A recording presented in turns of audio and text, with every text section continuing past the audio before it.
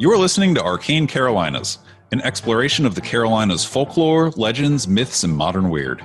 Each episode, we examine the historical context of our topic and aim to preserve some of the stories that help make this part of the world such a fascinating place.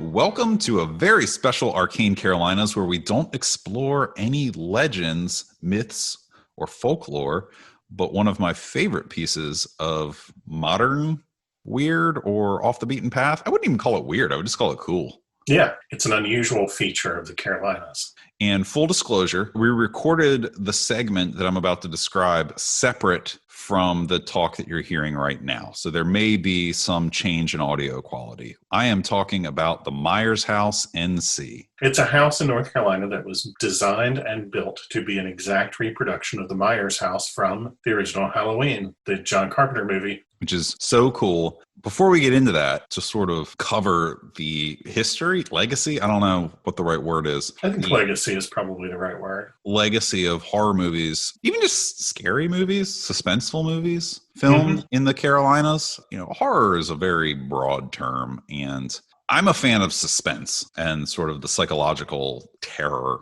that that brings more so than gore. Not to say that I don't like certain gory movies. So we're going to talk a little bit about both types of movies that were filmed in the Carolinas. As a novelist, when I write horror, it's more about the emotional experience of being in a stressful situation than it is about blood and guts and gore. That's not really my thing, but that doesn't mean that there's anything wrong with it. It just means that it's not my thing as a writer. But as a viewer, then I'm good with whatever. I'm good with everything from Evil Dead to the most intense psychological thriller that you can imagine. It doesn't matter to me. Evil Dead to Suspiria. I'm good either way. Right. So let's jump right into it. And these are going to be bigger names. There is no way that we could acknowledge all the independent films. Oh, yeah. No, there's just no way at all. So we didn't even try to do that. If you are an independent filmmaker in the Carolinas that makes suspenseful or scary movies, hit us up. We'd love to talk to you.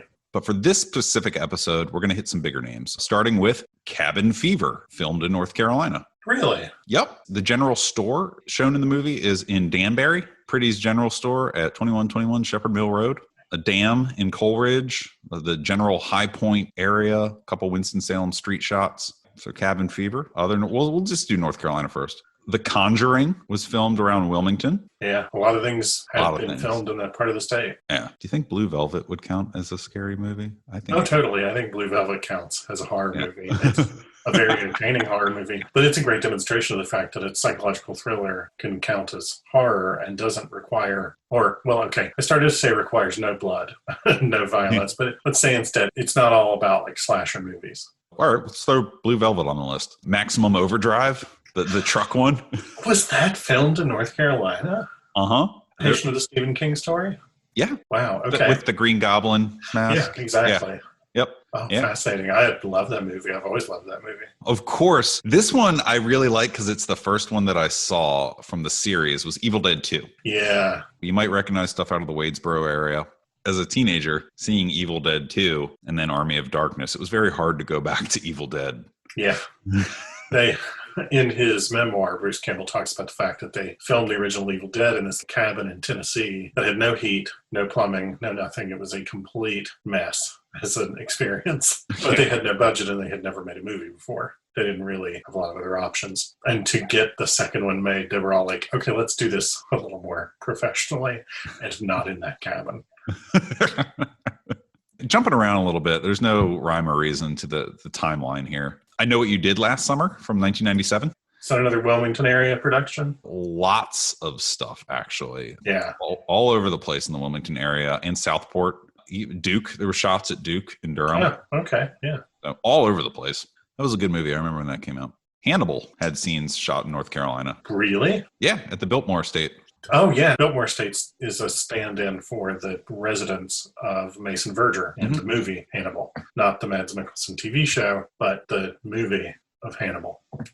Having just read about it, I just noted that Anthony Hopkins, apparently his favorite lunch spot while they were filming in Western North Carolina was the new French bar in downtown Asheville, which is a lovely, or at least was at the time. I haven't been there in 20 years, so it may not exist anymore, but it was a lovely little restaurant. They had great salads. Yeah, apparently they did exterior shots in the Asheville area as well. Oh, yeah, they did a bunch of scenes around restaurants and things like that. I'm going to go really quick on these next three because, frankly, I don't think they warrant much discussion. I'm very curious to hear what they are. Exorcist 3, Hellraiser 3, Children of the Corn 2. Okay. No, Malachi. Whatever. Yeah. When you want a place with plenty of fields, North Carolina has that. Yep. So shifting gears into South Carolina, the early 80s Wes Craven directed Swamp Thing was filmed in South Carolina. No way. Yeah.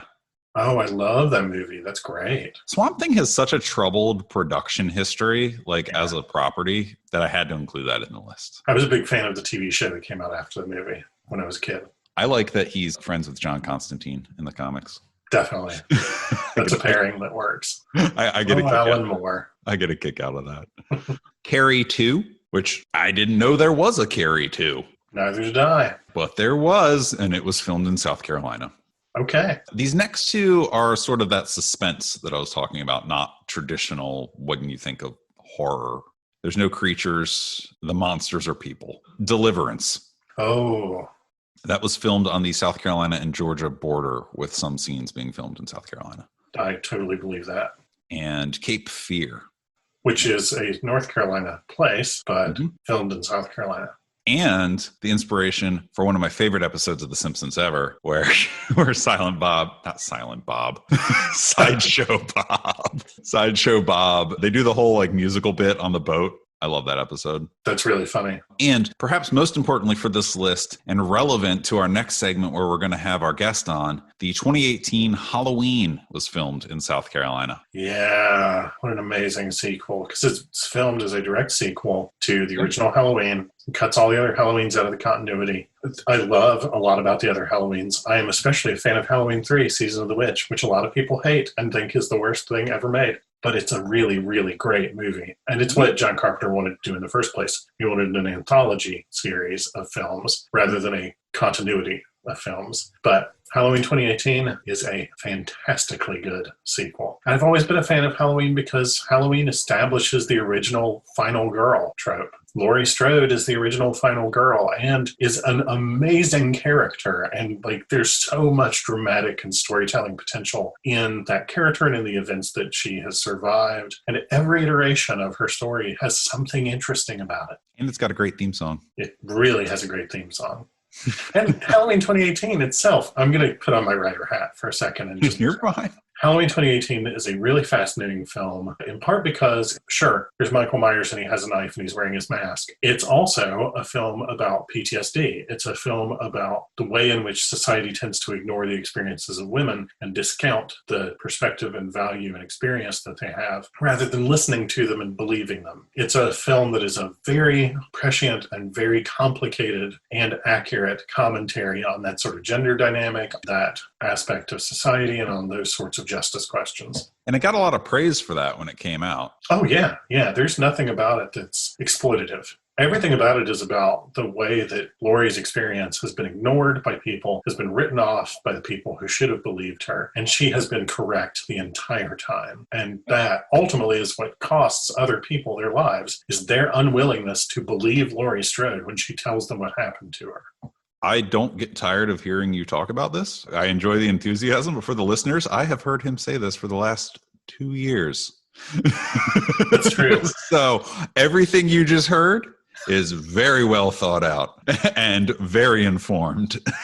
I tend to, anybody who just gets as far as Halloween, and I'm there on my soapbox about the story of Laurie Strode and the way that Halloween 2018 is an amazing film. Yeah, because it's 2020 now. It came out in 2018. And I remember when it came out being like, hey, new Halloween. And then you uncorked exactly what you just said. And you're not wrong about any of it. So thank you for sharing that. We spent the whole drive home from the movie theater just freaking out about what an amazing film it was. So good. So with that, I think we should segue into our next part where we talk with Kenny from the Myers House NC.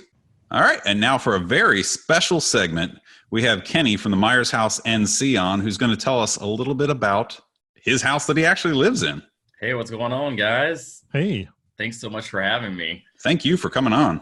Yeah. You want me to talk about the house? Let's see. That is a long story.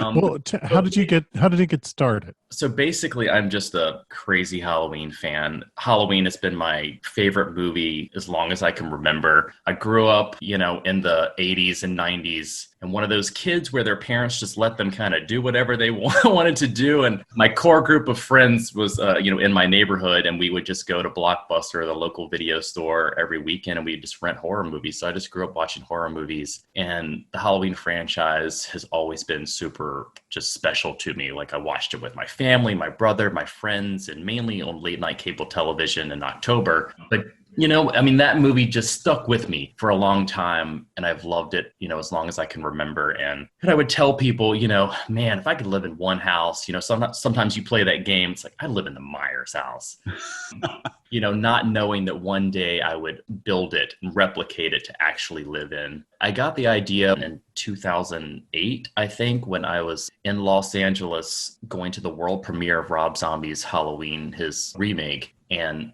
I went back to the house. I had been there several times over the years, but every time I go to Los Angeles, which is not, a ton of times, but when I go there, I have to see the original Myers house, which is actually still standing in South Pasadena, California. Wow. I didn't know it was still there. Yeah, it's a historical landmark. They think it's one of the oldest standing residences in South Pasadena. It was built in 1888. But yeah, so it's been moved down the street and across the street from the hardware store in Halloween. But yeah, when I was there, I just have to go up to it, look at it, like stroke it. No, I get it. Hey, whenever I'm in Washington, D.C., I go touch the moon rock because I really like space stuff. I get it. Cool. We all have our pilgrimage. I know, right? So I was in the middle of house hunting at the time, but when I got back home and I was looking through my vacation photos, it just clicked. What would it cost? What would it take to build a replica of this house? That would be the ultimate house for me. So that's where it started. And I was 26 years old, never owning a house. So it was a massive undertaking, but I just kind of did every step. When I get my mind set on something, I kind of go to the limits. You know what I mean? I always take fandom, and I've always been like this. I'm very passionate about the stuff that I love, and I was able to pull it off. I got a kidney stone in the middle of it, but it Ooh, wow. But I moved in March 2009, and I've been here ever since, and the ride has been extraordinary, and fans have visited this house from literally all over the world. It's been amazing. Michael, Kenny and I were talking a little bit earlier, and I shared with him that his house, to me, is a legitimate local legend. Oh, 100%. I tell a story in the Devil's Tramping Ground about when I moved to the area where I was looking for local stories, like, tell me what's weird around here. And he was like, oh, well, there's Myers House NC. And it was right there with, like, Devil's Tramping Ground on the list of these are the things that you need to check out. It's becoming legend. Like this weird, creepy story. Right. Well, then the thing is, when I brought up to Michael, it was like, oh, we should talk about the Myers house. And he was like, oh, I've met him. Yeah, I actually met you one time a couple of years ago at the Carolina Theater of Durham. You were there to bring stuff or set up or something before the Nevermore Festival. And my husband and I had gotten there a little bit early for one of the early films on Friday. And we're just standing there talking to a vendor who sells really amazing coaster art. And there you were, and you handed us a pamphlet and told us a little bit about the Myers House NC. And we were like, that is the coolest thing ever, because my husband and I are both huge Halloween fans. My main job is at the Carolina Theater of Durham. I'm the box office manager there, and I help coordinate some movies and stuff like that for Nevermore. And I've been working with them, unofficially for, a long time, and helping out with the theater. And what Jim Carl does there is absolutely incredible. But yeah, I always bring stuff out and talk to the fans of horror films. I forget, at that time I was probably promoting my movie. Do you remember what year it was? I don't remember. If I remember correctly, what you were telling us about at the time was an event where people could come to the Myers House and see and watch Halloween on a big screen. Okay. The big annual Halloween bash that I do every year. Yeah. Yeah. Cool. Have you ended up coming out to one of the parties yet? We have not yet. We were both like, okay, well, this is something that we're definitely going to do. And then that was on our list of things to do this year. And then this year happened.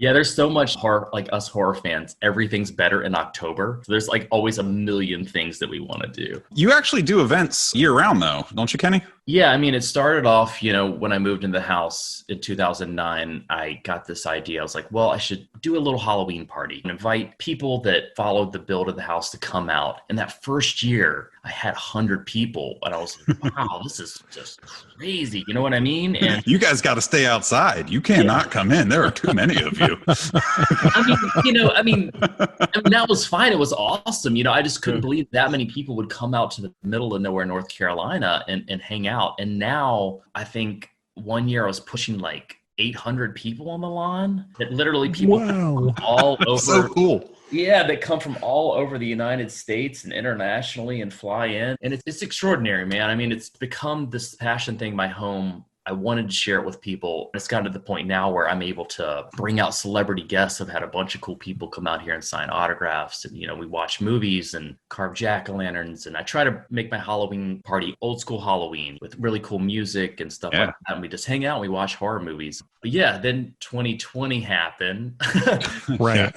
But yeah, I mean, in November last year, I built this giant outdoor movie screen on my property, and I was planning this year to do a lot more events. But with COVID, and I'm in the middle of working with Orange County on getting this special use permit because everything has just got so much bigger. So we're trying to figure it out. And if this special use permit goes through, not only will I be doing the Halloween bash, but next year, hopefully I'll be doing screenings every month here at the house, which will fabulous. Very cool. Be a lot of fun. I hope everything works out. Me too, because I want to come. I want to be there. But you also do something called on-set cinema? Yes, on-set cinema is an idea that I had probably like 7 or 8 years ago. Again, I'm a huge movie dork. I've been going to movie filming locations for over 20 years just as a fan. Mm-hmm. And every time I would go to a movie location, back in the good old days, I would print out pictures and bring them up the location so I could look at the pictures and compare stuff. Yeah. Then when I got an iPhone, I started pulling up clips on YouTube and watching the clip where it was filmed, like pull up the scene and look at it and compare it and stuff. And I got this idea. I was like, it'd be so cool to just watch the movie right here on the filming location. And it took me a long while to kind of get it off the ground. And then 2018, I launched On-Set Cinema, and I show movies literally all over the country in my free time. I show movies at their actual filming locations, and the stuff that I've been able to do has been incredible. I'm really excited about it. I just got back from doing Friday the 13th Part 6, Jason Lives. This is the second annual one that we've done, but it was filmed in Rutledge, Georgia. They filmed almost the entire movie at this camp at Hard Labor Creek State Park there. And it's a great name for a state park. Yeah. Sounds fun. I know, right? Hard labor. But it's nuts. Sorry, I'm just picturing a park like the worst theme park ever. Like I know it's you want to go to Hard Labor Park? We're gonna break rocks and dig ditches. But it's so cool. So the past 4 days I've been there, we did 2 different groups because of COVID, but literally you get to have an entire weekend of summer camp exactly where it was filmed. You get to stay in the same cabins. I set up like tube TVs with VHS tapes, and you can watch Friday the 13th films all weekend. You get to swim and canoe in Crystal Lake exactly where the movie was filmed, on the same pier. And then I set up a big blow-up movie screen, and we watched Jason Lives right there by the lake. And it's incredible. You're basically living an adult weird summer camp exactly where the movie was filmed. And it's just been so much fun. Some of the other screenings that I've done, just some highlights. I did The Shining at the National Historic Timberland Lodge in Mount Hood, Oregon. People came from all over the world to that. It's nuts. You are onto something with this idea. I really like it a lot. Yeah. And I didn't know about it until I was checking your website to try to figure out how to get a hold of you. So my horror franchise as a kid was Friday the 13th. So what you were just describing, my brain's like, oh man. We're planning to do it again next year if everything goes well, but definitely come out if you can. The events that I create, I try to get once in a lifetime experiences, and I try to get the hardcore core fans out there and create this really fun community of people to just celebrate what they love. Professional sports teams do this, like fantasy camp, where you can go and be a professional baseball player for a week or whatever. You're doing like horror fantasy camp. Yeah.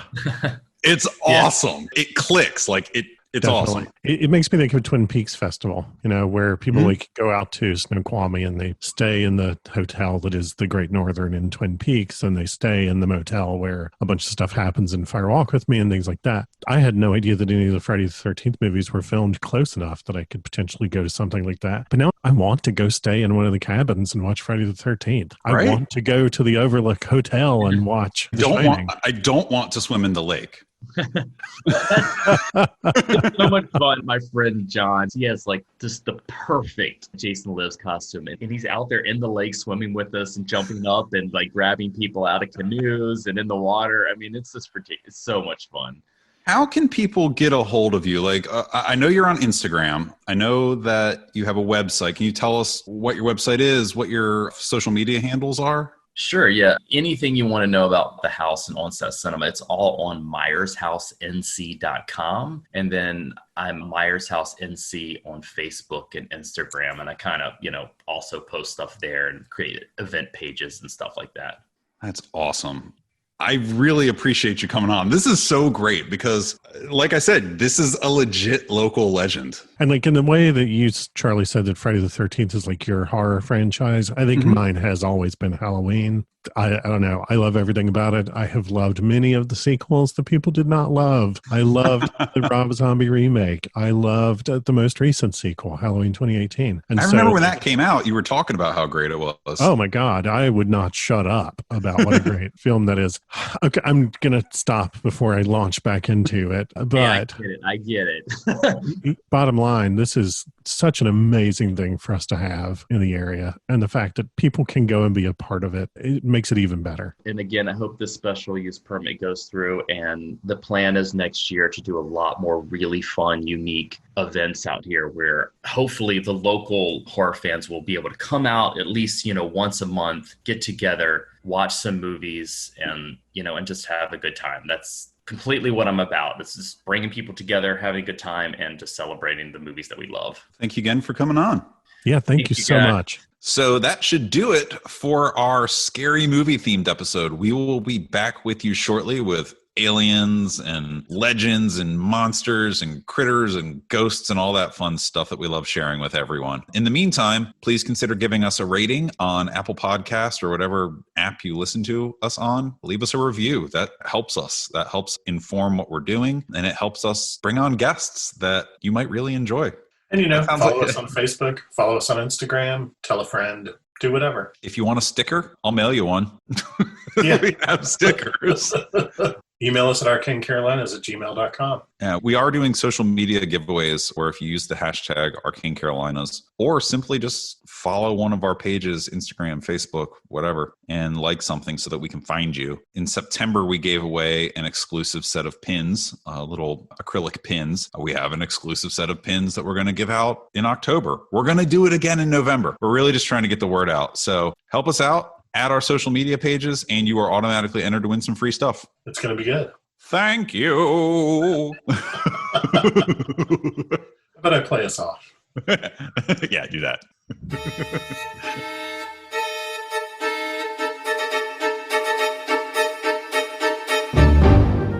You've been listening to Arcane Carolinas. Thanks for joining us. If you liked it, give us a rating, leave a comment. If you didn't like it, send us an email and tell us why. If you're not wrong, we'll try to fix it. And if you're interested in award-winning speculative fiction, including science fiction, urban fantasy, and horror, find me, Michael G. Williams, at www.michaelgwilliamsbooks.com and check out Falstaff Books at falstaffbooks.com. If you'd like to pick up some Arcane Carolinas merch, look at behind-the-scenes info, pictures, videos, stuff like that, all the things that get cut, check out arcanecarolinas.com, where you can get access to our Patreon, our Facebook, our Twitter, our Instagram, all that in one place, including the merch store. Buy a shirt. Clothe your body. Drape your body in our wares. Be our living billboards.